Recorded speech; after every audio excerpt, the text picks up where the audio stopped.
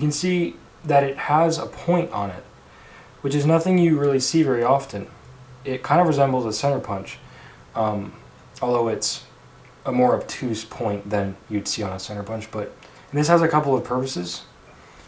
First of all, it penetrates the steel more efficiently because it's a point.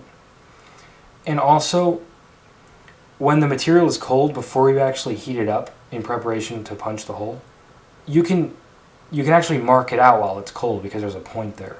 And what this does is it makes it easier to find, that little mark when it's hot. Because when it's hot, it's bright and you can't see it so well because, it kind of scales over slightly. And it's just really helpful to have a little, almost like a center punch mark there, which you can do with the punch you use to actually punch the hole.